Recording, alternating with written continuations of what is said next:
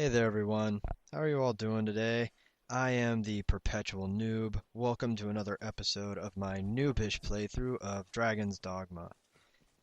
Last episode, we had finished delivering our pieces of legitimately acquired evidence to Chamberlain Aldous, but since that quest is actually on a real timeline and it's not over yet, and it does further the story, we're going to move on to some other quests, see what some of the notice boards have in store for us. Especially since the other story quest revolving around the Griffin and the Blue Moon Tower is currently out of reach, and I'm kind of not up for bothering with it. So instead, we're going to check in with Caxton over here, deal with upgrading some of my equipment, because the way the system works here for Dragon's Dogma is there are actually no requirements for equipment beyond your vocation. Some equipment is limited to particular vocations. That's especially the case with weapons. But as you can see, every piece of equipment has a rating and it goes by stars. And obviously 3 stars is the best, and all it really takes is just some gold and proper items to get any item to, or get any piece of equipment, I should say, to 3 stars. Real quick note, I'm sure you saw that Caxton had a yellow question mark above his head. That's what Dragon's Dogma will do when somebody has information related to a quest that isn't currently your primary quest. Dragon's Dogma is a little weird with that you only have one primary quest, and that's the only one that they'll show on the map with red circles. Now we're just stopping by the inn, and inns at this game are a little bit more than just a place to sleep and regain all your hit points. They are actually places for you to store items. Much like Demon's Souls, you have item burden, and you can see it on the left there. You can actually see that I'm at an average item burden. Milady B, she's at an average item burden as well.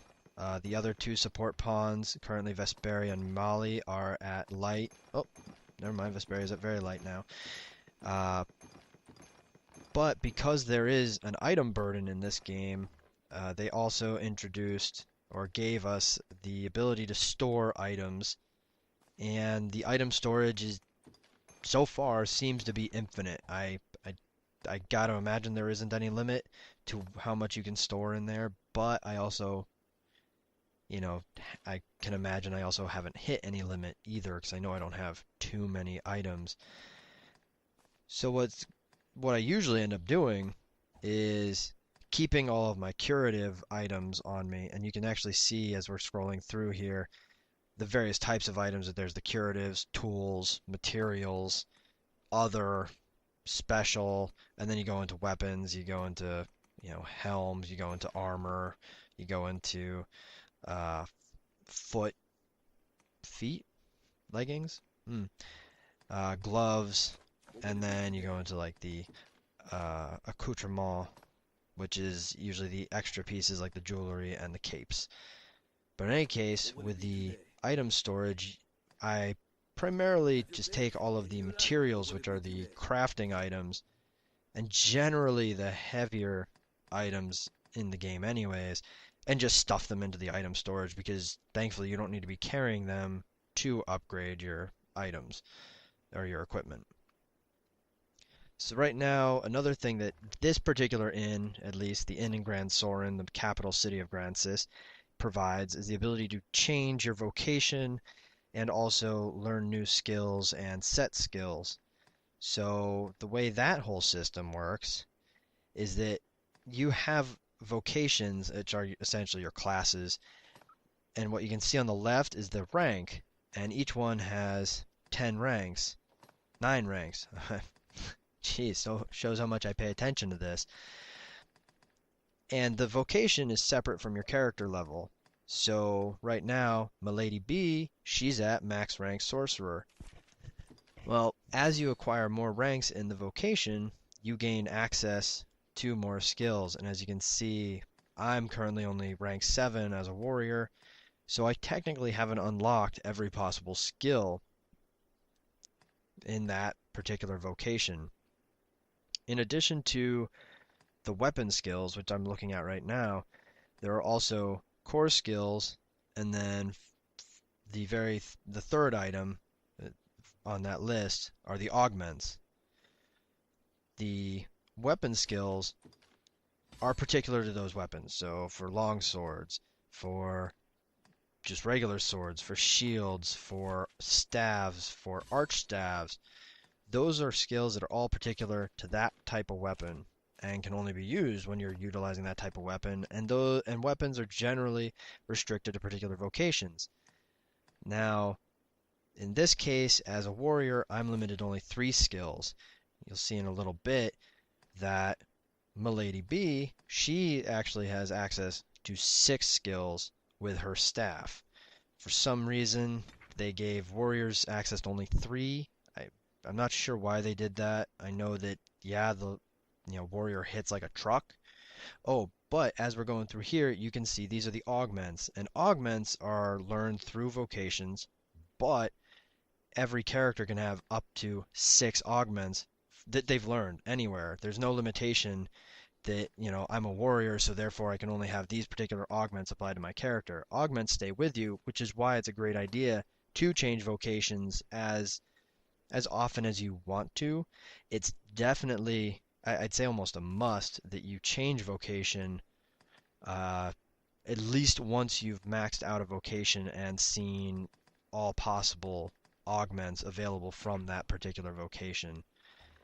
Because I know that for a fact, at some point, I'm going to be moving my character into the fighter vocation because they have an augment that just simply grants you heightened strength.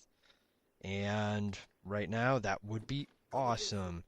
Especially if then I can just go right back to the warrior vocation and hit like an even bigger truck.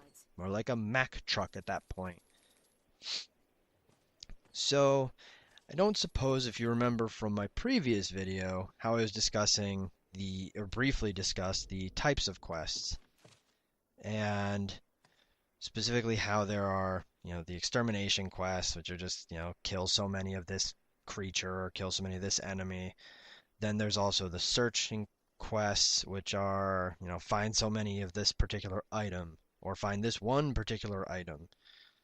Then there are the story quests, which are pretty varied actually, and usually involve cutscenes and multiple pieces and parts, which is fantastic.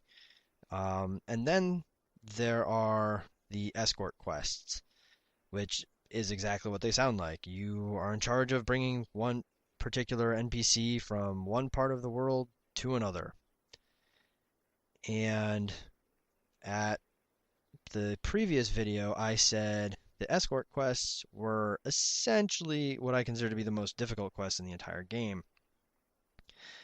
Well, pretty embarrassing, but by my second YouTube video ever, I'm already going to have to eat my words because shortly we're going to be picking up an escort quest that's the easiest escort quest I've ever done. Now currently what we're doing is I'm taking a look at my map because I'm looking at my current primary quest, which is called No Honor Among Thieves. The purpose of that quest was mainly to either start a fight with another bandit camp further to the north, who I've actually already got a good deal with because I helped them with some previous quests, or I can go find a traitor to their little bandit crew and, well, Maul. I don't know if you remember him from the previous episode either. He was the man of substance. Anyways, I was in a pose for some reason. It felt that it needed a pose to say such a statement. In any case, the other option, rather than going to start a war with a group of bandits that I'm already in good standing with and would rather not have to fight a war with, I can go find a person they consider to be a traitor and deal with him. So, in taking a look at the map, I found that, oh, well, he's in Casardis. That's the first, that's the first area you start in anyways. Might as well. Hello. But I picked up this escort quest of escorting Sir Robert, and when I looked at it on the map, noted, hey, what do you know? It brings me down to Casardis. That's fantastic. Let's go do this quest. Started running out, and then turned around to look for him. And as you noticed, he is marked by a blue health bar. That's the way the game will distinguish your friendly NPCs that are not your pawns, that are not part of your party. Turned around and went, hey, where is he? Because usually when you start these escort quests, the escortee is right there, just pops right up, is right next to you the moment you set out. He's so far the only one that showed up kind of late to his own party. So as we start out, you might not have caught it, but Molly just used Devil Wart, which is actually a curative item which restores some health. Actually, all of the pawns will use curative type items when they need to, whether they are low on health or they're low on stamina, because especially for the mages, casting spells takes stamina, so they usually won't need the health items unless we're fighting a lot of monsters, but they'll need the stamina items, so they'll use them when they need to. Oh yeah. So it's a little weird. Yes, I've gone off to slaughter some oxen. Well, there's a particular quest here called the Rise to Power, which requires me to slaughter 29 oxen. So really, it's just open season, and I think the oxen will actually fight if they lived long enough. But as you've noticed, they certainly don't aggro very quickly or easily. I'm able to just kind of walk right up and murder them. But as you're noticing, there's a lot of beefsteak and scrags of beast, which are good stamina items, and you can usually build them up and upgrade and combine them into better stamina restoring items.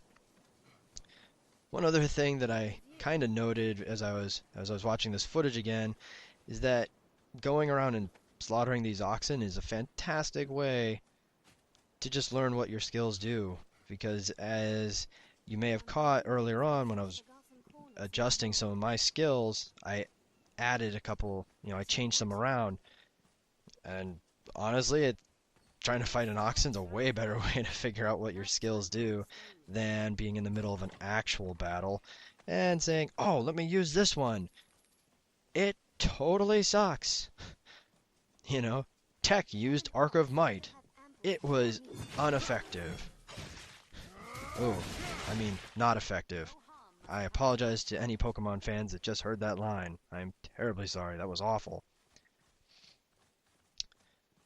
So now that I've slaughtered several cows and picked up their delicious and freshly carved meat, which again I don't quite understand. I love that part about RPGs, that you can blow up a cow and you'll still just get meat, or you can slaughter them with a giant sword and you'll still get meat. Whatever. Games have to be somewhat controlled. So, why I mentioned that this is probably the easiest escort quest I've gotten, and probably the easiest escort quest I'm ever going to have, is because it puts us back at the beginning area of the game, and unlike several other RPGs, like especially anything made by Bethesda, like the Elder Scrolls series or the Fallout 3, Fallout New Vegas, the game world in Dragon's Dogma doesn't level up with you. I mean, as you notice, I'm slaughtering these goblins, and these goblins are only giving me, 68 XP per monster, And my character right now needs like 30,000 XP to level up. So goblins aren't going to get me very far. Well, that's the thing with Dragon's Dogma's world of Gransys, is that certain enemies just retain their difficulty. They are their whatever level they're at, and they're going to stay as difficult as they, were throughout the entire game. So as you travel to various areas, you'll encounter other enemies, and those enemies will be stronger in that area. They'll be worth more XP, they'll hit harder, they'll be faster, that sort of thing, but in that area. So if you run into some monsters that are kind of kicking your ass, or you're having a really tough time fighting, best idea is walk around. And I say that and kind of chuckle because that's sometimes what you're going to have to do. You'll encounter some area where there's just a shit ton of dudes, and they're going to kick the crap out of you. You're going to die several times trying different techniques to get past them. And then you'll realize, hey, you know what? I can actually somehow circumvent this entire area. And I think I may just do that. Huh. Something I only just noticed a couple seconds ago, and it's actually only because I'm using headphones as I'm listening and recording right now, is that what my pawns are saying is only on the left channel. And there's if I go only to the right, I can't hear what they're saying. I can only see it on the screen. That's kind of impressive, especially because they're putting all the text on the left, so it's even more of a signal that, hey, your pawn's speaking to you and it's coming from the left side. Nice little design touch. I don't play this game with headphones. I kind of never thought to play this game with headphones. I only play games with headphones when it's like a first-person shooter, that sort of thing, when I feel like you need to hear things. But I may try that the next time I play, especially when it gets dark, because when it gets dark, you can't see anything, and even the game gives you the hint that your ears will reveal more to you than your eyes can when it's dark out. Oh look, some bandits. Whee! Swing and a miss. Swing and a miss. I can't quite recall if I've figured out that I can actually attack while jumping. Yes, 40 plus hours into this game, and I don't quite remember if I figured out that I can attack while I'm in the air. Like I said, there's a reason why I called myself the Perpetual Noob. But as you can see, these bandits, again, pretty easy. Also, they were worth, 100 plus XP per bandit. So again, we're in an area where we're not really in danger, which is very rare for these escort quests. Even before this, I had this particular escort quest, and really these escort quests are unlocked as you continue through the story. So I have no idea why we get to escort Sir Robert essentially back to the beginning of the game, when early on in the game I had to escort, I think, Sir Mercedes, way off into the far north of Grancis, that I had never been there, and I had to fight like 2 Cyclops to get through it. I was like level 15. What the heck? Such a disparity. Though who knows? Maybe Madeline's quest will be escort quest will be a little bit tougher. Oh, off to the side right there, to the right, as I walked up to this wolf to just brutally murder it, you probably might have noticed that there was a mage, or a mage-looking type NPC. One really nifty thing that Dragon's Dogma does is they randomly spawn support pawns throughout the world. Quiet. No! No! Kill the bunny! Kill the bunnies! Must be very, very quiet. We're hunting for wabbits. Oh, I apologize. It's terrible.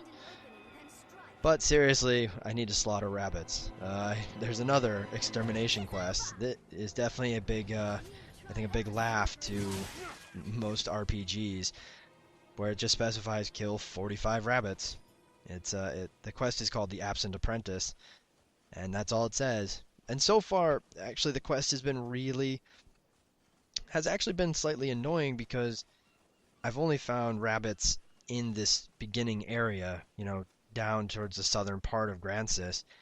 So for the majority of the game, like I don't come down here. So and you can only pick up like 10 to 15. Man, look at that lens flare. Look at all that. The road splits here. Let's be Look at that deadly lighting. sure of which will see us to our destination. Just awesome. Sorry, it was pretty. That's pretty spectacular. Look at those sight lines. We've near arrived. Wait, is that Blue Moon Tower? Holy crap, that's probably exactly where the Griffin is.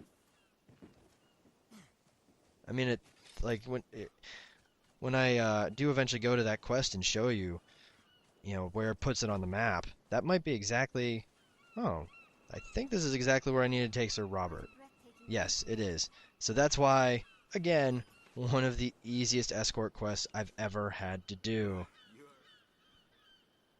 So, we're actually going to wrap it up here. Thanks again, everyone, for joining me. Please leave feedback below, and I'll see you all next time.